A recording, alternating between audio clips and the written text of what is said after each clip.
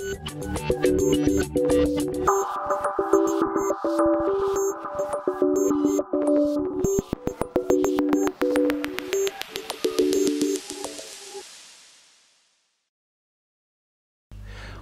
жастар, менің есімім Ғанижан Тегім Асанұлы.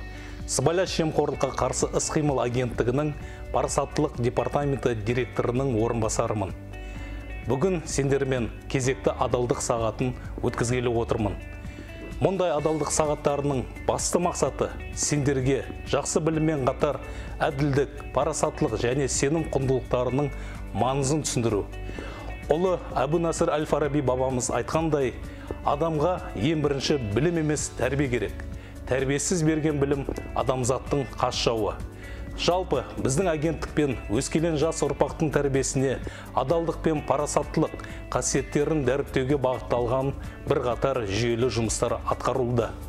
Мәселен, еліміздің 3361 мектебінде адал ұрпақ клубтары құрылған, 808 университет пен колледжде саналы ұрпақ жобалық кеңселері ашылған. 4220 білім беру ошақтарында парасаттылық мектептері жұмыс істеуде. Одан бөлек, дәл осындай адалдық сағаттары сендер үшін осыған дейін 3 рет өтті. Бұл бастамалардың барлығы еліміздің ертеңгі тірегі сендердің бойларында адалдық пен әділдік, адамгершілік және отансүйгіштік қасиеттерін дамытуға өз үлесін қосатыны сөзсіз. Ендеше, бүгінгі адалдық сағатына оралайық. Биыл ұлтымыздың ұлы перзенті, дана ойшыл Абай Құнанбайұлының 175 жылдық мерейтойы. Ол өзінің 176 өлеңі, 3 поэмасы мен 45 қара сөзін бізге өнегелі мұра ретінде қалдырды. Еңбектеріне зер салсақ, оның үнемі елдің алға жылжуына, өсіп өркендеуіне шын ниетімен тілеулес болғанын, адал еңбекті, жалпы адалдық қасиетін дәріптеген байқаймыз. Сондықтан, бүгінгі адалдық сағатымызды өз еңбектері арқылы адалдықты мұра еткен ұлы Абай атамызға арнаймыз. Жалпы, ұлы ақынның әдеби мұрасын халық жадында мәңгі сақтап қалу бізге берілген ең үлкен аманаттың бірі. Оған елбасы Нұрсұлтан Әбішұлының заманалар ауысып, дүние дидары өзгерсе де, халқымыздың Абайға көңілі айнымайды.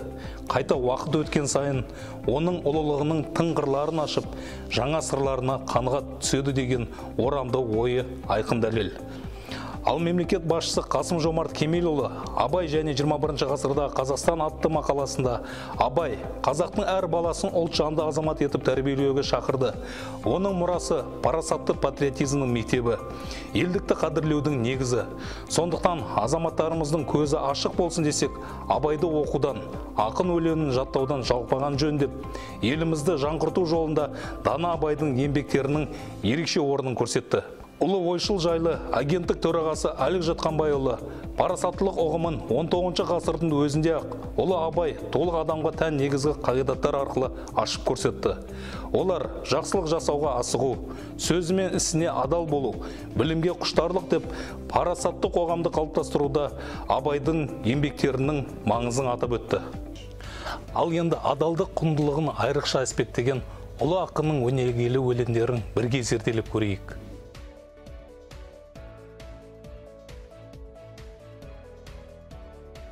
Өзінің 8 аяқ деп аталатын өлеңінде ұлы Абай: еңбек қылсаң ерінбей, тойыды қарның тіленбей, егіннің ебін, сауданың тегін, үйреніп ойлап мал ізде, адал бол, бай тап, адам бол, мал тап, қуансаң қуан сол кезде, деп адал еңбектің түбі адал ризық несібеге кенелетін оқырманға, яғни сендерге жеткізген. Ағартушы адалдық, қанағат, ұят, имандылық қасиеттерін бойына сіңірген жандарды құрметтеген, ал жалқау және пайда күнемшілікке салынған адамдарға жирене қараған.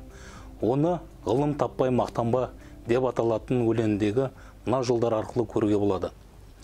Өсек өтірік мақтаншақ, еріншек мекер мал шашпақ, 5 дұшпаның білсеңіз, талап еңбек терең ой, қанағат рақым ойлап қой, 5 асыл іс көнсеңіз, деп жас ұрпаққа, сендерге адамға тән 5 асыл қасиет пен оған жат 5 жаман қасиетті атап берген. Ұлы кемеңгер өзінің сенбе жұртқа тұрса да қанша мақтап деген өлеңінде: сенбе жұртқа тұрса да қанша мақтап, әуретеді ішіне қулық сақтап, өзіңе сен өзіңді алып шығар, еңбегі мен ақылың екі жақтап, деп бір шумақ өлеңі арқылы сенім деген серпіліс күштің ең алдымен өзінде болу тиіс екенін және өз ақылың мен еңбегің ғана кез келген мақсатқа қол жеткізудің жалғыз ғана жолы екенін көрсетті. Абай атамыз өмірінің соңғы жылдарында 45 қара сөзді қағаз бетіне түсірді. Олардың мазмұнына терең бойласақ, қара сөздерде де еңбек тақырыбы адалдықпен ұштасатынын байқаймыз. Өзінің 29-шы қара сөзінде ұлы ойшыл: адал еңбекпен мал іздемек, ол арлы адамның ісі, деп ар ұяты бар адам ғана өз нанын адал еңбекпен табатынын меңзеді. Ал 37-ші қара сөзінде: адамшылықтың қарызы үшін еңбек қылсаң, Алланың сүйген құлының бірі боласың, деп өз несібесін адал еңбекпен табу ол адамшылықтың белгісі екенін түсіндірді. Қадірменді жас достар, дана халқымыз ұлы ойшыл жайлы абай болу алдымен адам болу дейді. Сондықтан Абайдың әдеби еңбектерін сендерге кең көлемде дәріптеу, саналы ұрпақты тәрбиелеудің жарқын үлгісі деп білеміз. Күнделікті өмірде, үйде болсын, оқуда болсын, адал әрі әділ, ал өз-өздеріңе сенімді болыңдар. Үй жұмысын және бақылау жұмысын өздерің жасаңдар. Өзгеден көшірмеңдер. Көшірсеңдер, біріншіден, сендер ұстазды емес, ең алдымен өздеріңді, жан дүниесімен сендерді жақсы көріп, тәрбиелеп жүрген ата-аналарыңды алдайсыңдар. Ал алдау адамгершілікке жат құбылыс. Екіншіден, еш ізденбей, ойланбай, жай ғана өзгеден көшіріп алған жұмыс үшін жақсы баға алу қаншалықты әділетті. Үшіншіден, өзгеден көшіру ол өз біліміне, өз күшіне, жалпы өзіне сенбеушілік емес пе? Байқадыңдар ма? Жай ғана көшіру әрекеті адалдық, әділдік, сенім деген асыл қасиеттерге кір келтіреді. Үнемі өзгеден көшіріп келген адамнан келешекте қандай маман шығады? Өзіне сенімсіз, жеткілікті білімі жоқ, құрылысшының салған үйінің сапасы, дәрігердің берген шипасы, инженердің төсеген жолдарының жарамдылығы қандай болмақ? Сондықтан да сендердің келешекте жақсы маман болуларың ең алдымен өздеріңе байланысты.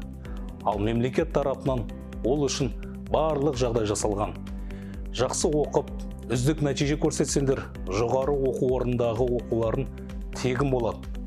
Әрі қарай болашақ бағдарламасы арқылы шетелдің ең үздік университеттерінде де білімдеріңді шыңдауға барлық мүмкіндіктер қарастырылған. Сондықтан да достар, өз армандарыңа адал болыңдар. Ендеше ел жастары өзгеге емес, өзіне сенетін, өз несібесін адал еңбекпен табатын адамның ең ардақты саналатынын түсіндірген, адал еңбекті мұра еткен ұлы Абайдың даналық ойларын өз өмірлерінде басшылыққа алуға шақырамын. Осы адалдық қасиеттеріңді жоғалтпай, алдағы емтихандардан оңай жол іздемеңдер. Тек өз білімдеріңе сеніп, ол сынақтардан абыроймен өтіңдер. Әрдайым есте ұстаңдар, сендерді адал еңбектерің ғана алға жетелейді. Осымен біздің бүгінгі адалдық сағаты аяқталды.